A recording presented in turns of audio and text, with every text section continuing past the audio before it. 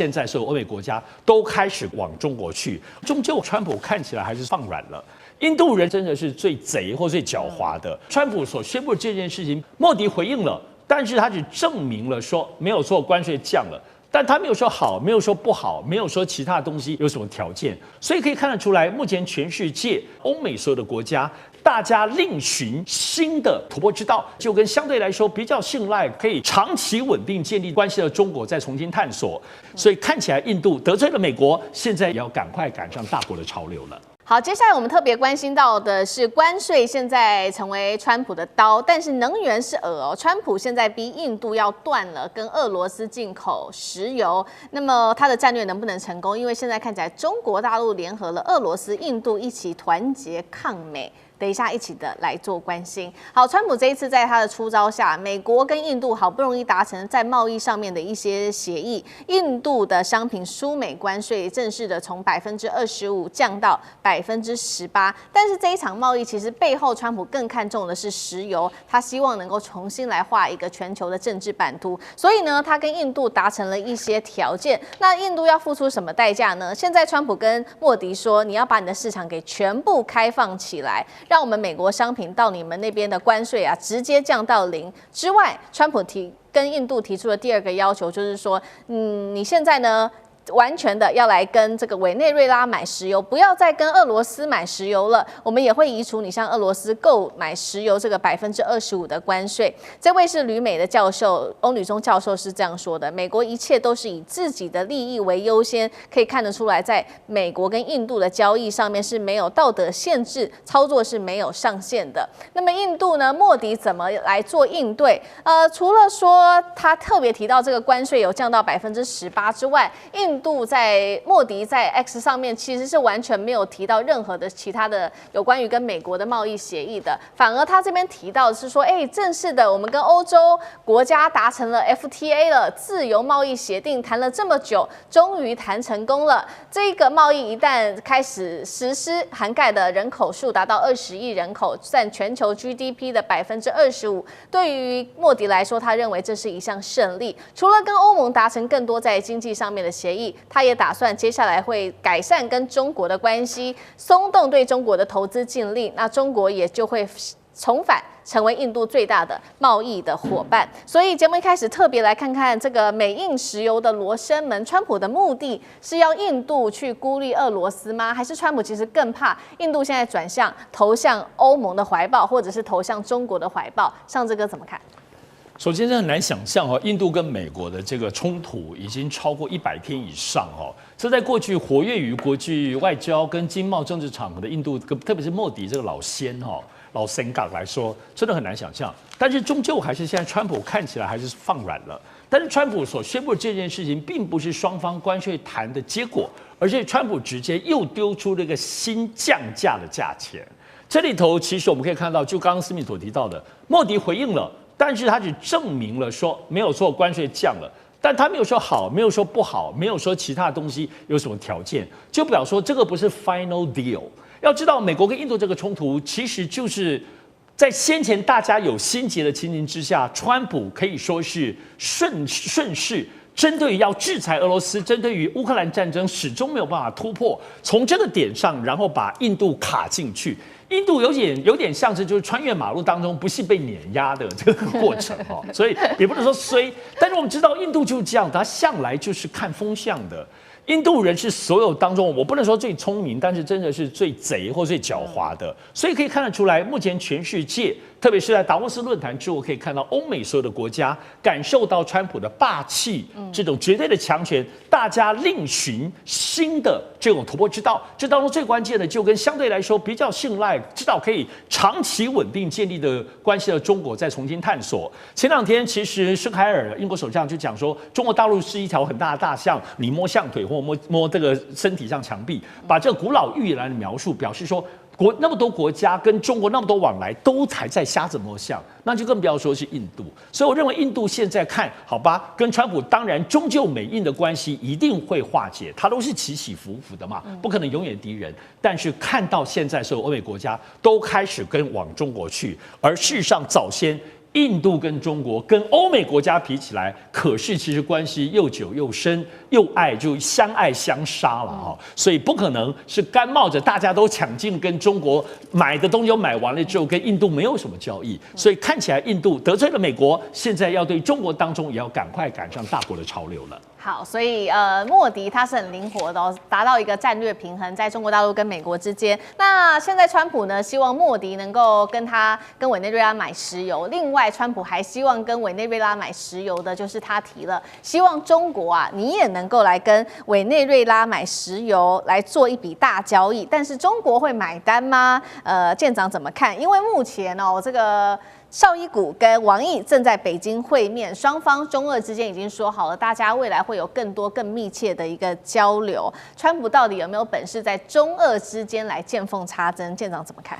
中美哦，对这个石油哦，他们基本的看，我就这样说，这个习近平跟川普看这个石油最大的差异在这里。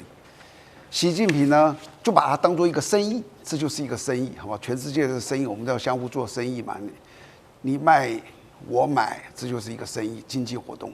川普呢，把它全部当做一个筹码，就是我抓到这个东西，我能够威胁你什么，我能够威胁他什么，我能逼你做什么。你看中国绝对完全没有做这个事情，所以你知道他现在中国对委内瑞拉的石油，第一个委内瑞拉石油不是很好的，大家应该已经知道了。第二个，委内瑞拉距离中国多遥远，知不知道？哪里最近？好比说俄罗斯很近，中东很近，中亚很近，像波斯湾那里都比较近。最遥远的地方就是委内瑞拉，油资又没那么好，所以中国也没有去断，因为做生意你不要把所有的鸡蛋放在一个篮子里哦。整个中国你去看，它是给它分开来的，委内瑞拉只有占几%而已，是很小很小的。会不会因为川普说这东西我就特别买了？不太可能，它就是一个生意而已。商人觉得你便宜，觉得进价可以，我就会向你买，就这么简单而已。不要把它当做一个战略的这个手段。第二个呢，这个想要在中俄之间见缝插针是很困难的事情。为什么？中俄非常要好，对不对？不是因为感情，是因为他们的安全。因为他们现在安全都要面对美国，所以你知道，就是我们两个为了安全，哇，我把你丢掉，我可能会危险；你把我丢掉，你可能会危险。不是因为我们有什么感情特别好，中俄的历史感情一直都不好，但是这个东西就是因为被美国逼的，双方的因为安全把它绑在一起，这个安全的东西你如何见缝插针呢？非常困难的，这是第二个。然后至于你说这个川建国，真的是我觉得是中国的战略机运，他采取的手段越强越硬哦。小国会屈服，台湾就屈服了，因为我没有办法对抗。可是大国哪那么好屈服啊？中俄都是大国，只要他能够结合大国的，他也不会屈服。所以你去看看全世界现在，大国几乎不屈服，小国一个一个在屈服。尤其我们台湾，因为我们的安全完全仰赖美国，那个很重要。美国现在我不要做任何处分你，我只要说所有的军售武器我不卖给你，台湾怎么办？就很危险。所以他只好乖乖听话。好，那我们也看到说，一方面这个川普希望能够持续的帮委内瑞拉卖石油，但是其实呢，中国大陆会不会买这个商业交易是一回事。那另外一方面，其实大家比较不知道的事情是，其实，在委内瑞拉有非常多是来自于中国大陆的华侨，大约占比20万人，90%来自于广东的恩平哦。那么也有一句话是这样说的：恩平人的成年礼是一张飞往委内瑞拉的机票。干哥怎么看？哦，对，为什么？你知道委内瑞拉卡拉卡斯跟另外一个大城现在有多少华人吗？20万华人，太多了吧？你以为他们整个城市是好几百万？没有，卡拉卡斯也刚刚到100万而已，就有20万的华人。为什么？因为他们都来自广东的恩平啊。为什么恩平人都往你可以华人全世界都有，为什么在委内瑞拉会有这么多人？很简单，那是因为100多年前，也就是大概是在1860年左右啊，1860年左右那个时候，不是有很多华工到巴拿马吗？到秘鲁吗？也有很多人去委内瑞拉，其实里面偷渡的成分居多。所以其实到那边，你知道华人在那边已经到第5代了。可是最近还有很多年轻人从恩平去，为什么从恩平去？好，恩平我介绍一下，广东的恩平从建安25年就已经有这个县了。建安25年什么时候？西元220年，也就是2000年前就有这个县了。可是这个县到现在为止，你知道恩平多少人吗？恩平总共的人口是48万人，也就是说，在中国的话，那属于3级以后的城市。那所以说，因为很多人都是耕田，那到了其实改革开放之后，它的经济没有很大的起色，因为它叫做温泉之都，泡温泉的，所以它的经济活动相对没有那么的那个活络。那所以说，他们说以后你长大的话，我就给你一张机票，你就去卡拉卡斯，然后你就那边，现在20万那个中国人在委内瑞拉，他们做什么你知道吗？他们做的跟一般中国人做的一样，餐饮，那个制造、供应链，或者是开超市。他说，大概去卡拉卡斯3年之后，一个劳工就可以开一家超商了。你在那边赚的钱就可以开一家超商，你知道为什么吗？因为生活成本很低，然后要求都很低，你马上就可以开得起超商，然后你就会发现说，在这边其实也蛮安定的，也没有土匪跑来抢你然后呢？虽然查韦斯总统在2013年去世之后，那个马杜罗上来之后有震荡一段时间，可是最近这几年其实好了。但是突然有一天一觉醒来，马杜罗被美军给抓走了。被抓走以后，他们就开始有点害怕，美国真的要介入了吗？那我跟你讲，美国一定会对我们中国人施以压力。为什么？签证，我现在要看结果美军没有真的进来，到底会变什么样子？好，包括今天要来特别还要关心到，就是争议长达1年的长江和记实业，我们上次讨论了非常多，现在确定了出售的巴拿马运河案出现了重大的新进展。赶快来看到这个进展呢，是来自于这个巴拿马最高法院在1月29号正式的判下了这个判决他说，香港长江和记实业旗下的巴拿马运河公司呢，持有的运河两端的港口合约是违宪的，而且契约是被判无效的。赶快来看到，这是来自于巴拿马的海事管理局正式的宣布。他说，巴拿马运河两端港口将接下来由这个丹麦的航运巨头马士基集团来做接手。那针对于现在这个判决，我们来看到国务卿卢比欧怎么说？他说，美方现在对于巴拿马最高法院的这一项决议是感到非常的鼓舞的。所以节目一开始来特别请教马老师怎么看这一背后有没有可能有川普的在幕后操刀？是不是存在什么以台面下的一些大交易？好，这个川普在去年12月的这个国家安全战略里面，其实讲得非常清楚，就是他的势力范围，他特别重视这个西半球，那主要就在拉丁美洲。那你也可以看到他对委内瑞拉的出手这些事情还有包含对这个墨西哥的施压还有包含对一些中南美洲的一些国家相关作为，所以我觉得大家应该是历历在目。所以对于巴拿马来讲，因为川普上台以后曾经说，在1月的时候说要用武力的方式来夺回巴拿马运河。事实上，在过去很长的一段时间，从这个运河的开发到营运，有很长的时间，这个运河的确是在美国的手上的。那现在，因为美国的航运，它如果要到东亚，这是唯一大西洋跟太平洋连接最短的一条通道。那这条通道，美国自己的货轮大概40%都要通过这个地方。可是这个经营权却落在香港的公司手上。那过去其实美国对香港应该没有太大意见，因为港英时期之后，它其实1997年虽然是已经回归中国，但是在那个时候，它基本上香港还是大家愿意信赖的一个对象。但是现在掌握在香港手上，等于掌握在中国手上。那它的关键是，这所有的战略物资或军用的物资，或者是这个货轮里面载什么，其实这个管理者他会知道，所以这个资讯的控制上面，其实就造成美国很大的困扰。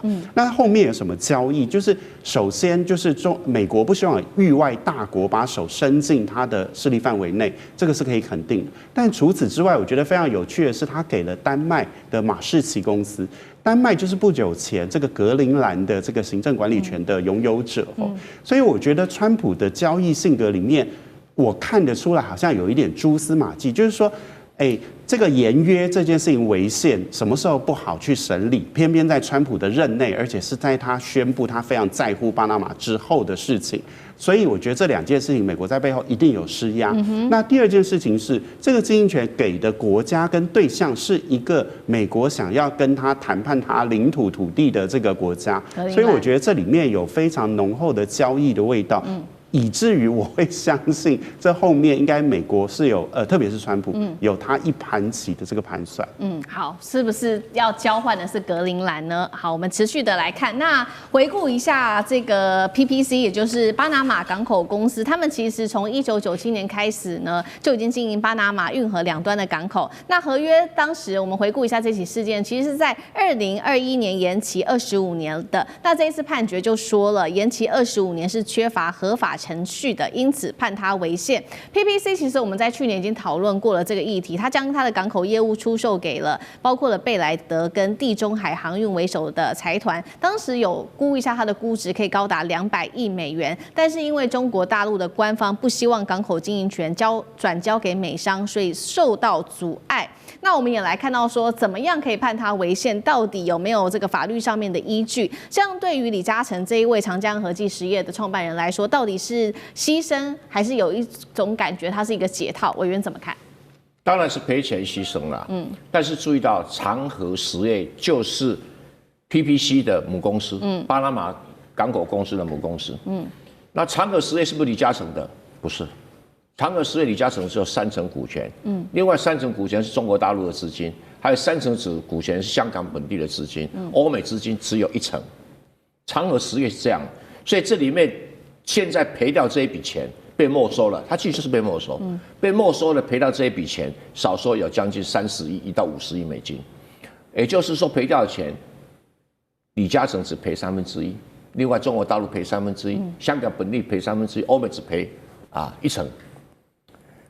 谈到这我就一肚气，一肚气啊！怎么说一肚气呢？今天被判违宪的理由是什么？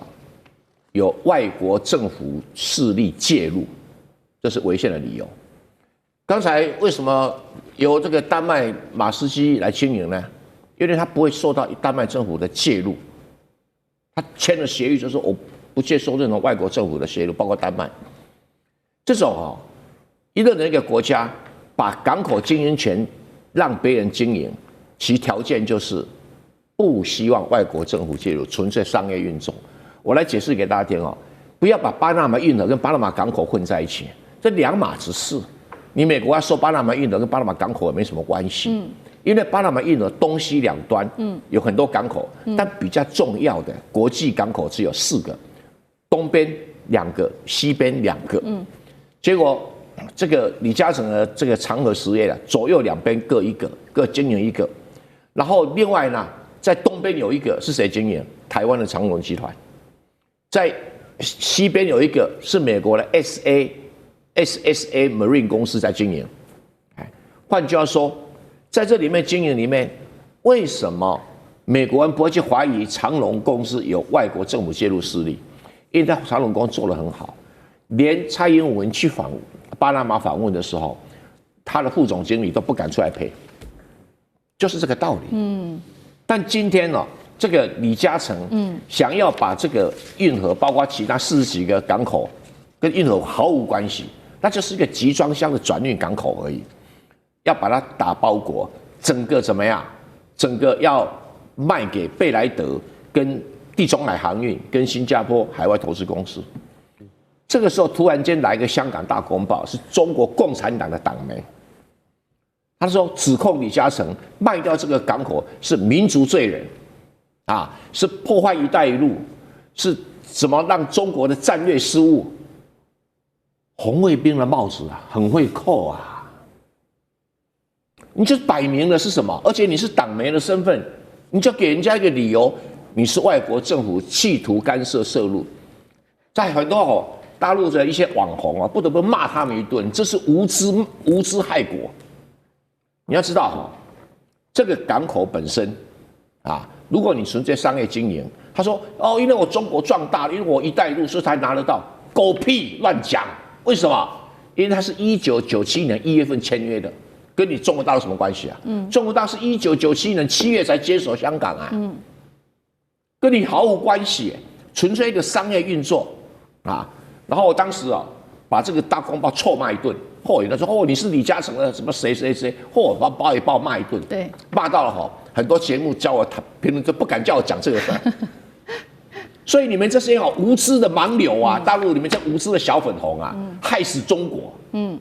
现在以后中国人要去接手任何港口，那第一个，你中国政府会不会介入？你不是找麻烦吗？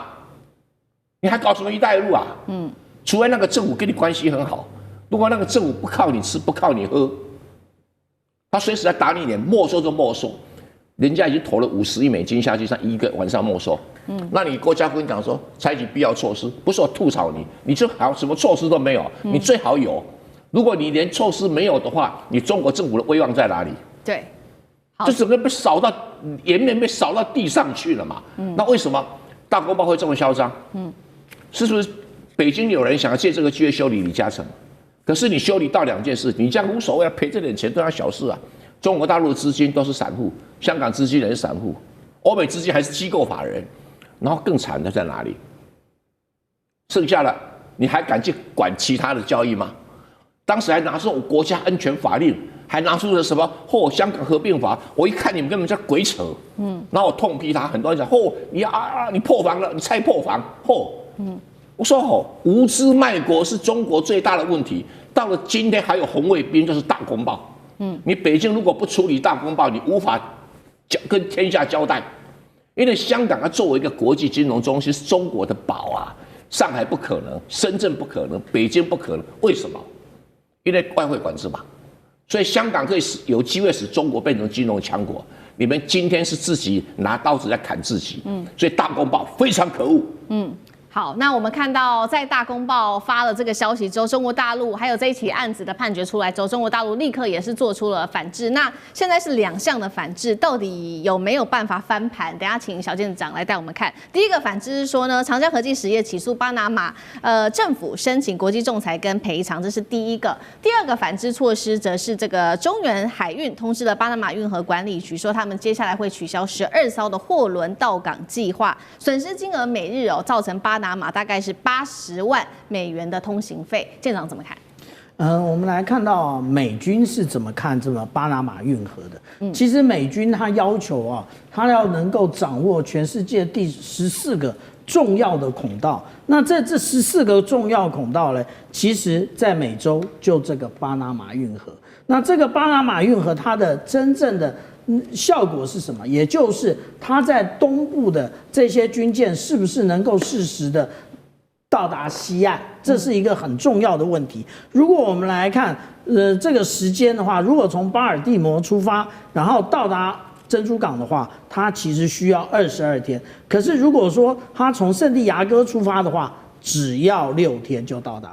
所以这个如果说没有这个巴拿马运河，它要往南绕的话，那更可怕，这个时间更可怕。所以我们讲到说巴拿马运河这么样的重要，而且在之前我们所看到的国家安全战略里面，它特别提到了在具有战略意义的地点，那个建立或者是那个扩大通道，这里也就是巴拿马的重要性，它也提供在这里。但是我们不要忽略了这个川普他的心中最重要的还是钱为什么？因为我们来看巴拿马运河其实是一个非常赚钱的港口。那而且呢，就是说大家要从太平洋到大西洋，或从大西洋到太平洋，其实都需要通过巴拿马运河，大家排队等那我们讲到说，2024年的话，运河的这个总利润近50亿美元，所以这是一个很重要的部分。那至于说中国大陆有没有替代方案？其实早就出现替代方案了。第一个，也就是我们讲到的这个有关于前开港的部分。前开港其实它面对的，大家认为它面对的是美洲，不是，它面对的是亚洲。也就是说，我们从这里可以看到，它在10到12天之内，它可以到亚洲的任何一个港口。那这一个，也就是它受到了其他的遏制，也就是说，如果巴西要将未来它的大豆的谷物送去，那我们可以看到它必须要通过有关于南北铁路，然后再转运到东西铁路。可是现在这个红色的部分，也就是两洋的铁路，那能不能开成是一个问题。之前呢，我们郑源老师已经说过了，这个。以地缘的战略来讲的话，完全没有这个机会，美国不会让你做成这件事情的。所以我们就看到，慢慢的，在这个拉丁美洲西岸的国家就会越来越重要。那至于为什么美国会这样大家这样下手嘞？其实我们来看“一带一路”的参与国，其实整个拉丁美洲除了少数国家，我们这边有看到编号的，通通都是。那通通都是这个，也就是我们刚刚在看到美国国家安全战略的时候，他特别讲到我固守西半球，而且他要让中国以及俄罗斯他的所有的基础建设通通赶出去，巴拿马就是个开始。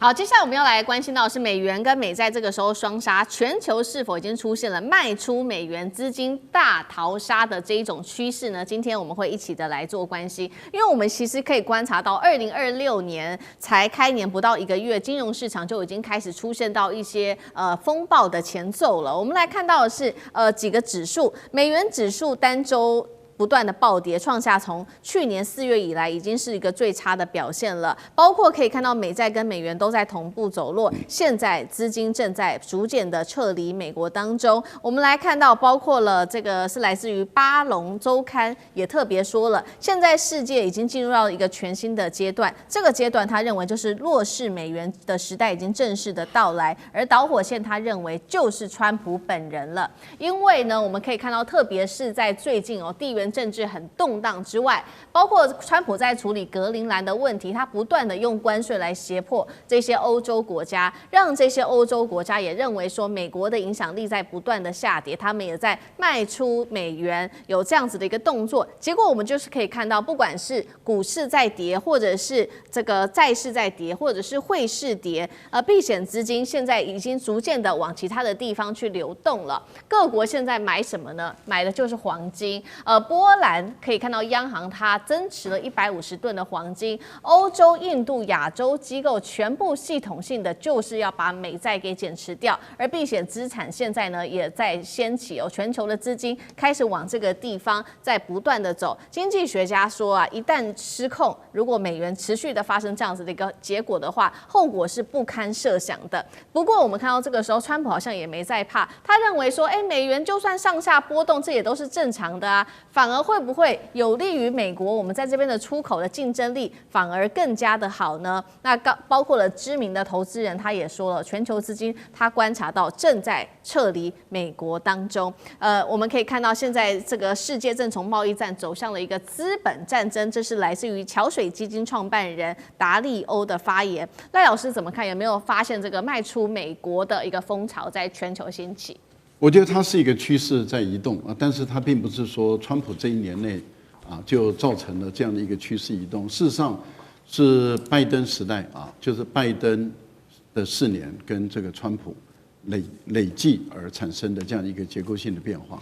为什么？因为我觉得最早的导火线是来自于这个俄乌战争的时候，美国跟欧洲对于俄罗斯的海外资产的非法冻结跟没收，我觉得这个引起了很多国家他内心里面对于欧美国家的不信任跟不安。首先，他们把俄国赶出 SWIFT， 所以你就看到了很多国家就开始去另制一个避风港的一个系统，也就是本币交易的问题，还有就是数字化货币交易的问题还有就是另外的区块链的问题，来去回避这个 SWIFT 的影响力。所以等于是经过这么多年以后，我们看到 SWIFT 的影响力在往下降，它的份额在减少。那么本币交易的这种清算银行的机制在建立起来，区块链的建立的机制在建立起来。所以事实上是美国他们当初去把这个 SWIFT 这一个本来是一个经济工具，把它政治化、安全化之后造成的后遗症，这是第一个部分。第二个部分就是他把俄国的海外资产冻结这个形成了很多国家对欧美国家的不信任，特别是对美国。所以你看到从那个时候开始，从俄乌战争冻结开始，中国大陆就有节奏的、有计划的开始抛美国政府公债，就不断的在抛，那么一部分一部分的在抛。中东的很多的国家、很多的富豪。很多他们也做同样的动作，都在抛美国政府的公债，也就是说，买一些美国政府美国私有企业的资产，但是在抛售美国政府公债的情形下，他们在做移转。第三个，他们的动作，这个就是蔡委员一直在强调的一件事情，就是他们在增持黄金，也就是说，很多国家就开始发现，就是说，如果经济的动荡不安时代来临，那金本位制当时也是。俄国的金本位制帮俄国度过了那个难关，那大家就会去核算我的黄金的储量够不够。那如果你不是一个黄金生产大国，那你本身的风险就升高了。所以很多的国家开始有节奏的、有计划的在增持黄金。可是又由于美国他们去没收、冻结别人的资产，他们对于美国把黄金放在美国、放在欧洲又不信任，他们要把它搬走。那像中国大陆就在上海。成立一个黄金市场，就是黄金我不放在那边了，我要搬回来运走，这个会对于欧美的国家，对于离开美国，当然就构成影响了。所以您所提到的有关于大家都在走的时候，再加上川普上来了以后，川普就成为推倒这面墙的最主要的推手了。因为第一个他的关税，第二个他的胡作非为，然后使越来越多的人对美国越来越不信任。大家对于美国的经济、美国的未来，然后不看好的情形下的时候，你看美国政府的公债不断的在抛售，原来就大陆嘛，可是越来越多的国家，现在是看日本，如果日本也守不住的话，那大概美国就完了。因为日本是最听从美国的，也最怕美国的。如果有一天你看到了日本为了要救自己的日元，开始在抛售美国政府的公债，然后开始要把这个钱拉回来救日元的时候，我想这个大概就是美国的终结日嘛，应该是这样讲，就是连日本都走的时候。那欧洲的国家，你要看欧洲其他的国家走的幅度有多大。现在是丹麦走第一步嘛，可是问题就在于要大国出来走才有效。对。那欧洲的大国如果出来走的时候，这个才是美国政府美债的一个非常严重的一个讯号。所以我个人觉得，目前来说这个趋势是有了，但是你说要把美国推倒，到目前看起来还不到了。但是要这些大国都站出来才有效。是，那同样的问题，委员又怎么看哦？那也有一个说法是说，如果真的不断的出现弱势美元、卖美债美元，这后果不堪设想。委员怎么看？都不会。我一再鼓励呼吁中国大陆要把自己建设成一个金融强国。不要只是制造业强国，什么世界市场、科技强国，少了金融强国，你就是不是强国。美国最强的就是它的金融强国，在全世界打遍天下，没有敌手。为什么？我再举个例子，中国大陆去年非常开心，我也很高兴，就是它的贸易的顺差1兆2000亿，对美国贸易已经降到了15%以下，它全世界的贸易顺差还1兆2000亿。可是不要忘记哦，这1兆2000亿啊，1兆。其中的1兆都是用美元收入，它不是用其他货币收入，不是用人民币啊、日元，都是用美元收入。那你这个中国人民银行把这个1兆美元的收入，只是一部分放在口袋，其他散在银行、散在民间、散在外销企业里面去。那你为什么不买别的？你为什么不收黄金？就是因为美国有一个全世界最大的资本市场。它的银行系统加证券市场加起来所构造的一个金融强国，目前无可取代。那你说中国大陆出口了，你说出口到印度，我拿印度币，你敢吗？我出口到欧洲，你敢拿欧元吗？你出口到日本日本拿一点，最好还是拿美元，对不对？跟台湾买东西，台湾一定跟你要美元，对不对？所以这个就是问题所在。所以为什么中国大陆成为金融强国，是我对他们一个期待。好，但是美国作为金融强国，短期内没有人可以取代它。就是那你说美元会不会波动它的喊说美元只是单周暴跌，它跌多少5%，就是单周暴跌。对，我们那个新台币蹦一天都不止5%了，还被我骂了臭头，对不对？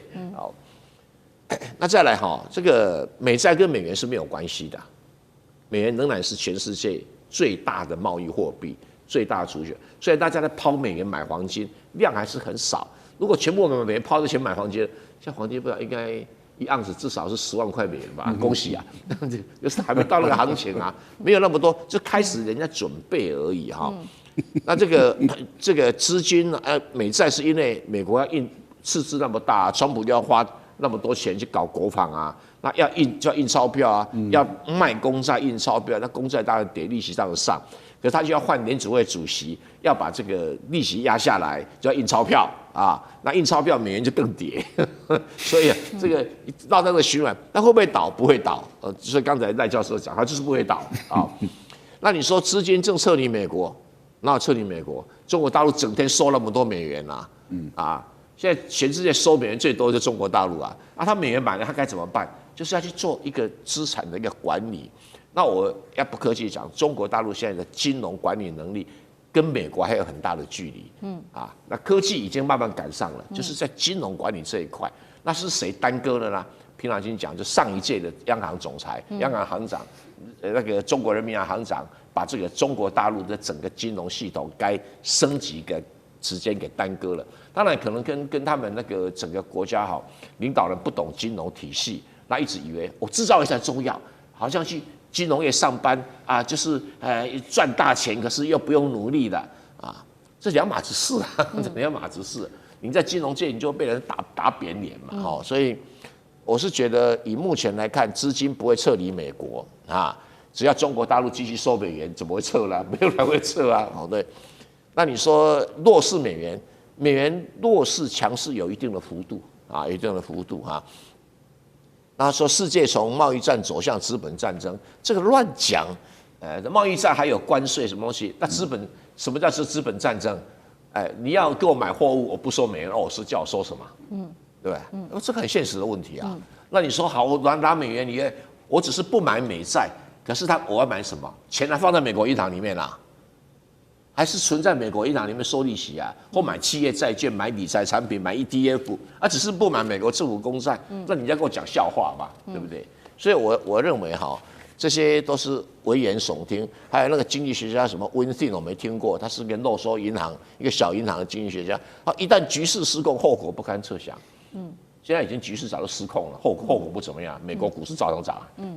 好，所以一样的问题请教厉将军，就说到这个美国股市照样涨，但是国内的实体经济感受不到这样子的一个问题，厉将军。最近这段时间黄金疯狂的涨去年涨了64%，今年才1月还没结束嘞，就已经涨了快20%所以我们经常讲一句话，事出反常必有妖。这个妖风还挺大的。那这个妖是谁呢？我觉得就是川普。那不就是你川普这一段从你就任总统之后，美国总统之后这一番的操作，然后让整个美元走向贬值，那当然就推升黄金向上那我认为这个会造成黄金这一波的涨幅当然第一个是跟这个美国你跟这些盟邦国家，包括你这个要攻打要强占格陵兰，还有你的关税政策把所有盟邦国家都得罪了。虽然说短期之内这些国家对你来讲经济上面可能也伤不了你的这种要害可是等到大家都共同有这种理念的时候，那所谓有一句话叫墙倒众人推。我们现在看到丹麦，它虽然说是抛售美债，只抛售1亿美金虽然说金额不多，可是会不会起一个带头一个风向的作用？第二个，美股现在在涨，我认为涨的大概都是科技股为主了最近这段时间，包括 NVIDIA 或者是说一些科技股，主要是他们在大涨对于民生来讲，其实不会有太大帮助。第二个，美股会涨，代表的是我认为是华尔街的金钱游戏什么人才会去买股票呢？当然是有钱人才会去买股票嘛。我记得 SARS 那段时间，美国这个大撒币那补助那些人的钱以后，有2种人，一种就是我只是这个租房的人，我收到钱以后，我当然就赶快把我房租还掉。那房东他除了收到第一笔美国给的钱之外，他又收了房客给他的钱。那在这种状况下，他多了钱放哪里？他就去买股票。我觉得美国股市涨跟这个有关系，跟他这个大印钞有关系，跟科技股飙涨也有关系。因为总是钱就这么多嘛，那为什么都跑到美国去，都跑到股市去？但是我们要注意到，就是美国基层民众是怎么样过日子。我觉得美国很明显的他大概90%的财富集中在10%这个金字塔高端的人，那这些人在炒作股票。事实上，后面的90%，我们看到美国基层的民众有很多生活是在斩杀线之下对，万一一旦他这个生活面临了困境，譬如说他要看病就医，要花到他们斩杀线指的是400块美金，要花超过400块美金，他可能房贷就交不出来了，可能人生立刻从一个正常生活跌落到变成一个游民的阶态。所以说，我们不要看美国股市涨这表面现象，你要看大部分的美国民众，他们生活还是在这个斩杀线的边缘，在那边讨生活的。接下来我们要来特别关心到是川普的关税战，现在用来的是这个勒索他的盟友吗？两个国家是重点。今天要来看到，除了南韩之外，还有加拿大。南韩在川普面前是低头的，但是加拿大的卡尼则是态度硬起来，他拒绝当美国小弟。最新他还呛美国说，和美国打交道没有正常可言。这一招是学中国大陆来对付川普吗？今天就这些议题一起的来做关心。川普的这个关税战可以说反复无常，尤其针对南韩，他现在把它当做一个政治勒索的工具吗？南韩的关税从15%一口气大幅提升到25%，川普给的理由是因为呢，南韩国会拖延法案，有关于美国跟南韩的这个贸易法案，到现在都还没有一个结果，所以美国别无选择，只好对你南韩加征了多10%的一个关税。但是《华尔街日报》摊开了说，为什么川普要课这个关税的原因，根本就是跟刚刚讲的这个贸易是没有关系的。主要的原因就是出在美国的企业酷鹏身上了。为什么这么说呢？因为酷鹏现在几乎是让这个南韩的企业倍感威胁，它几乎垄断了南韩自己内部的电商市场，是南韩第2大的民营企业。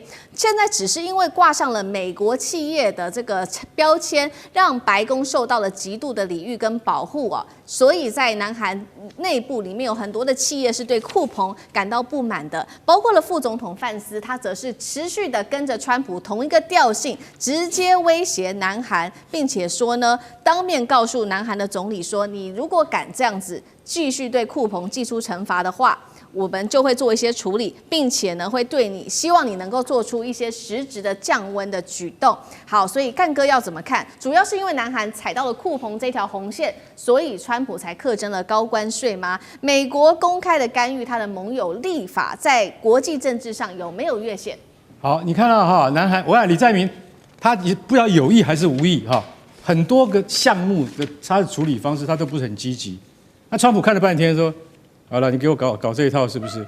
我已经让你15%不要叠加，跟台湾一样了，结果你还给我慢吞吞。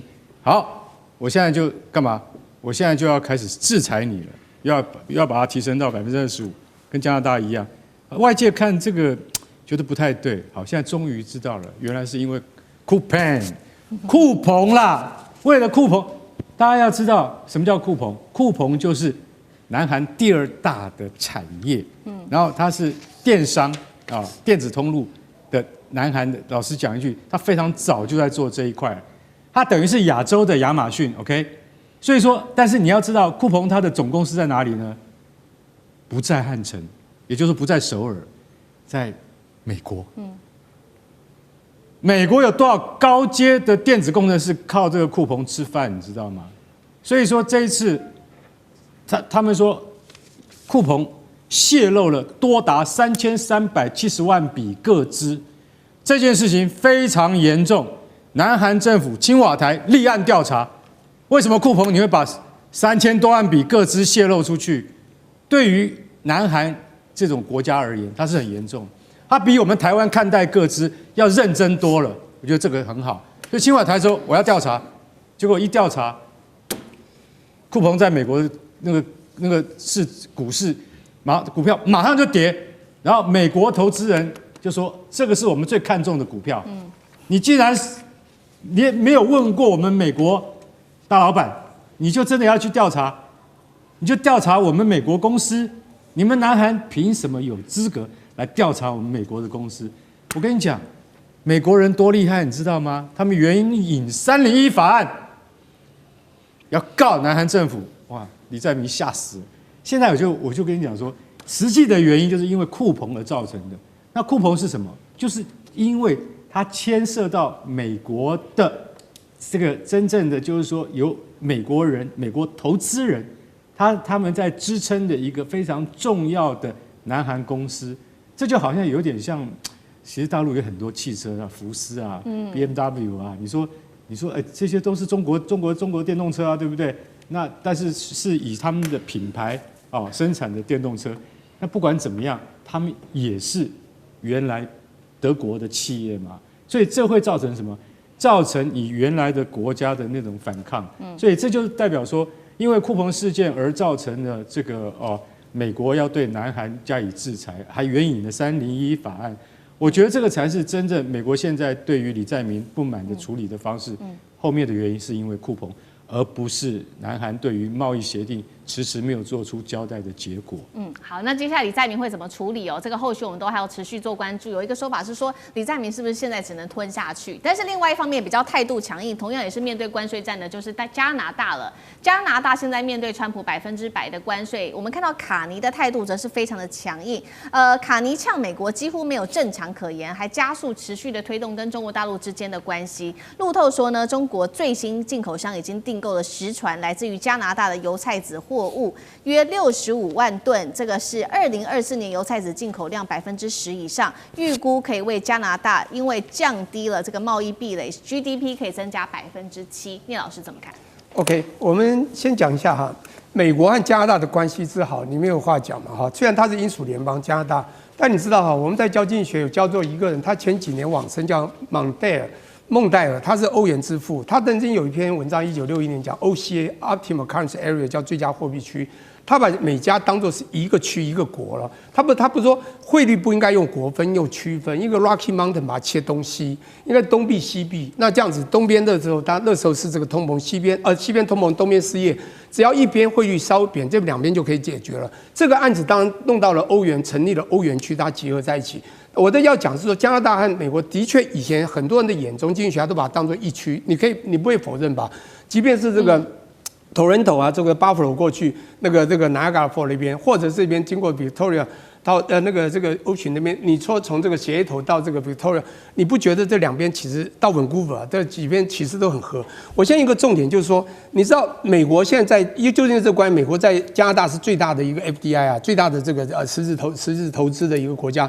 那美国和加拿大也是它最主要的一个所谓的贸易伙伴国。当然，如果欧盟合在一起，它是第2大。我现在一个重点就是，那为什么这次会发生这件事情？非常清楚，就是川普一个人造成的。各位，卡尼现在要做的他现在不想跟川普谈，他想跟各州谈，跟每一个州谈，因为他觉得每个州的州长可能比较理性，只要能突破国家那一关，我就跟你谈。那现在他发觉这个国家在这个霸气之下，在川普带动的霸气之下没办法谈，因为他走进了中国。当然，他去了中国之后，签了一个叫做中国China 和这 Canada 叫中加的一个所谓的贸易合作框架，也就是这种协议。这个协议并不是完全的自由贸易，可是川普不爽，把它当作自由贸易，我就要克你100%，因为你到时候你汽车进到你加拿大就进到我这边了。其实这是一个假议题，这根本不叫做事出有名，他是自己找一个有名的理由来磕100%。重点就是你惹到我了，我又不爽你了，我要磕你100%，这完全是川普的工具，就是吓人之工具，但真的吓不到了。其实这次非常清楚，贸易障碍有3样东西，第一个是关税，川普一直拿关税；第二个就是限额。你知道卡尼这个人，我觉得从某个角度是非常欣赏他，他学经历背景多强，你知道哈？他现在当然差20岁左右啦，对川普还是要有点尊敬。可是你知道这个在哈佛大学毕业，然后到了牛津拿到硕博士的人，又在 Goldman Sachs 待过，更重要的，他做过欧洲什么金融稳定理事会的主席，还有当过英格兰的行长、加拿大行长。这个人在华尔街，你是华尔街的高层小子，我跟你讲，这个很厉害。因此他现在所谈的东西都是从他智慧出发的。可是你知道美国和加拿大的底气是差异太大，美国太高，它低，所以它主要是这个国家的底气不够，它必须另找出路。因此到了中国，这次我必须讲，它这次是在第2个贸易障碍叫做限额之下做的，就进口的关税之外，进口限额甚至是4.9万吨，它需要的它才拿。讲不好听一点，中国的汽车现在成本低。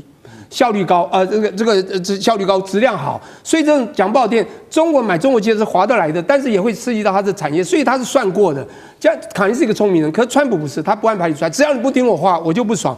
那现在当最后一个答案就是说，到底卡尼这样的动作会不会未来走向随着多边啊，然后或者说跟中国友好？我跟你讲只要川普在任，只要川普继续这样做，这是一定会的。现在你看这个马克宏12月初去了啊，3月到3号到5号，现在卡尼在1月初也去了，现在连英国的斯凯尔今天也到了中国去了啊，就1月28号也去了。请问一下，这个是不是有样学样？也就是大家看得非常清楚，只要川普在那天，卡尼就会做这样的动作。不过从地缘政、从人口肤色、从这个整个种姓来讲，其实卡尼应该是要在美国这边。可是这个世界真的就像卡尼讲的，世界就是已经改变了，我们必须重新思考。好，所以卡尼的策略重新思考，就是跟中国大陆建立更好的一个经贸关系。在军事上面，它其实也是硬起来。有关于格陵兰的议题，它派了巡逻艇前往格陵兰周边海域，并且在这边设立了新的领事馆。南韩跟这个加拿大的动作完全不一样，哪一个才可以真的治川普？舰长怎么看？任何一个国家啊，如果我当这个国家的这个总统或者领导人，我基本上我的所有施政在追3样目标。第一个叫做尊严，就是我们这个国家要有尊严；第二个是这个国家的利益，就是发展它的经济；第三个当然就是安全，这是所有国家要去做这3件事情。那有时候你没有办法3样兼顾，你必须要在某些时候放弃的时候，第一个可以放弃的是什么？你知道？尊严，因为尊严无价，就是你可以为它拼死拼活，你也可以说这个完全不在乎，这是第一个可以放。对。